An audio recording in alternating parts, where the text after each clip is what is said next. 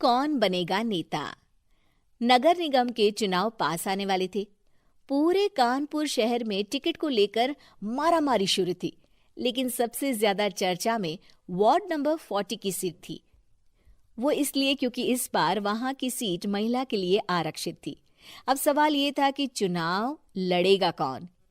इससे पहले ठाकुर साहब वहां से पार्षद थे और इस बार उन्होंने अपनी पत्नी सीमा ठाकुर को टिकट दिलवाई और ठाकुर साहब की शान के कारण सीमा जी ने 20,000 वोटों से चुनाव जीत लिया। अरे बधाई हो सीमा भाभी, अब तो आप वार्ड की पार्षद बन गई हैं।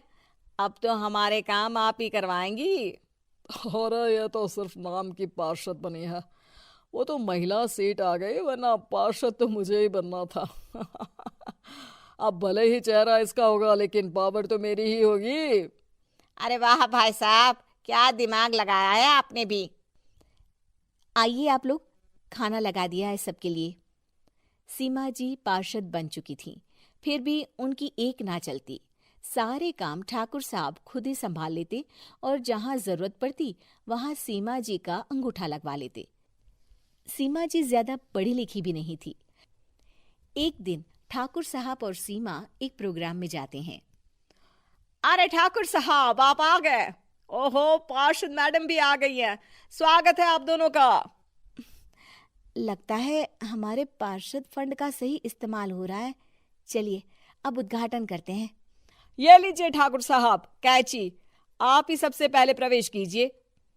सब लोग आगे निकल जाते हैं और सीमा जी पार्षद होने के बावजूद भी पीछे खड़ी रह जाती हैं।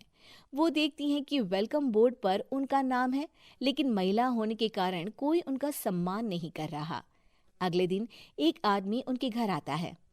अरे ठाकुर साहब नमस्कार। कल ना हम नोटिस किए कि हमारा घर तो अवैध है और नगर निगम वाले उसे तोड़ने आ रहे हैं। अरे कुछ कीजिए ना ठाकुर साहब।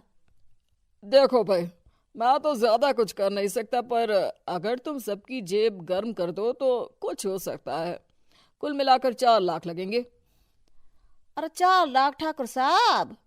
अरे भाई, मैं अपने लिए नहीं मांग रहा हूँ। दरोगा है, इंजीनियर बाबू है, बड़े साहब है, सबको देना पड़ता है ना थोड़ा थोड़ा। बोलो है मंजूर? तभी वहां अचानक सीमा जी आ जाती हैं। अरे ये आप क्या कर रहे हैं? पहले इन्हीं लोगों से तो आपने वोट मांगे, अब इनसे ही पैसे ले रहे हो। अरे चुप रहो तुम, तुम्हारा काम है सिर्फ अंगूठा लगाना, तुम वही किया करो। मुझे दूसरे काम तुम मत सिखाओ, समझी?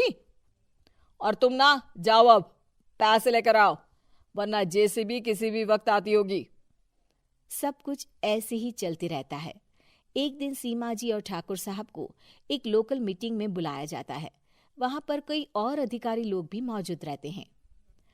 अब मैं चाहूंगा कि ठाकुर साहब हमारे बीच 2 शब्द कहें। मेरे प्यारे भाइयों और बहनों, आज मेरा सौभाग्य है कि मैं आप सबकी सेवा दिन रात कर पा रहा हूं। आपने मेरी पत्नी को भारी मतों से जिताया है, इसलिए मैं आप सभी का शुक्रगुजार हूं। मैं आप सबसे वादा करता हूं कि हमेशा की तरह हमारे वार्ड में किसी को कोई तकलीफ नहीं आने दूंगा। सभी लोग तालियां बजाने लगते हैं। अब मैं माननीय पार्षद मैडम को स्टेज पे बुलाना चाहूंगा।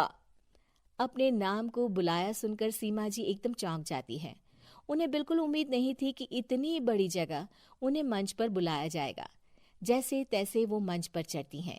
ऊपर जाते ही सीमा जी को सारी पुरानी बातें याद आ जाती हैं कि किस तरह उनके पति उन्हें कभी भी आगे बढ़ने नहीं देते और उनके नाम से गलत काम करते हैं। वो बोलने लगती हैं।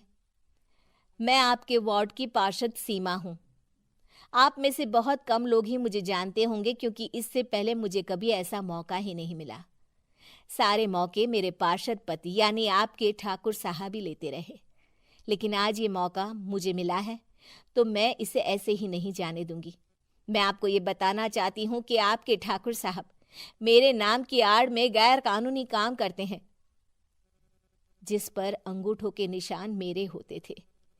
इसीलिए मैं अपनी गलती मानती हूँ और आज अपने पद से इस्तीफा देती हूँ, ताकि आगे से कोई गलत काम ना हो पाए। अब फैसला आप सबके हाथ में है कि आप हमें क्या सजा देना चाहते हैं। सीमा जी की बातें सुनकर ठाकुर साहब के चेहरे का रंग उड़ जाता है और वो शर्म से मुंह नीचा करके वहां से चले जाते हैं और पद से इस्तीफा देकर ही सही सीमा जी अपने आप में आत्मविश्वास महसूस करती हैं।